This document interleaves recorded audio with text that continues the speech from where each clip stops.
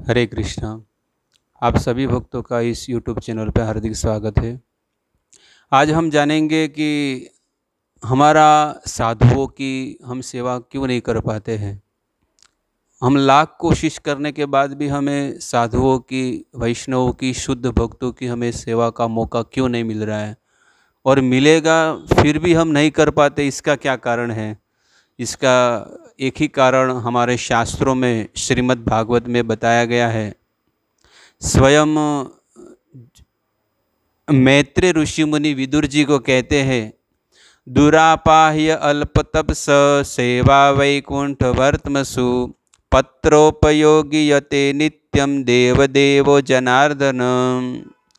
तृतीय स्कंद में 7वें अध्याय में स्वयं शौनक ऋषि मुनि, मैत्रेय ऋषि मुनि विदुर जी को कहते हैं कि हमारी तपस्या बहुत अल्प है। हे विदुर जी, इस संसार में अगर कोई साधु संतों की सेवा नहीं कर पा रहा है तो इसका एक ही कारण है कि उसकी तपस्या बहुत ही अल्प है। या तो वो माला ठीक से नहीं कर पा रहा है, या तो वो मंगला आरती नहीं कर पा रहा है, या तो वो कोई वैष्णवों की सेवा नहीं करना, मंदिर में ठाकुर जी की सेवा नहीं करना। कोई भी चीज़ में अगर उसे रुचि नहीं है तो समझ लेना चाहिए कि वो साधना में, भक्ति में बहुत ही पीछे है। इसलिए अगर महत् पुरुषों की सेवा करने की इच्छा है हमें, तो एक ही कारण है, एक ही चीज़ है कि लौल्यम, सेवा की लालसा होनी चाहिए। हमारे जीवन में तपस्या नहीं है, हम देर से उठते हैं, वैष्णव का अपराध करते हैं, और इसी के कारण महापुरुषों की जो हमें सेवा मिलती है उसमें आलस आ जाती है और वो सेवा हम छोड़ देते हैं।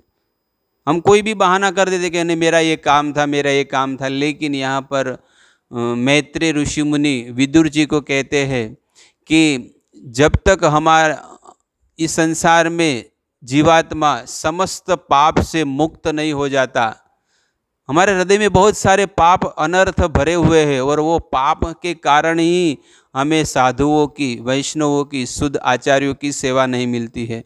अगर वैष्णवों की सेवा प्राप्त करनी है तो सबसे पहले कहते हैं कि पाप रहित होकर हमें साधक बनना होगा। और ऐसी सेवा कैसे? कहते हैं कि उनकी सेवा करने से क्या होगा, तो कहते हैं कि हमारा भी मन भगवान में लगेगा, और ऐसी सेवा से वासुदेव की कथा सुनने के प्रति लगाव उत्पन्न होता है। और वे कैसे होते हैं कि महान सेवा के अभिलाषी होते हैं। इसलिए कहते हैं, शुश्रूय सद्दानस वासुदेव कथा रुचि।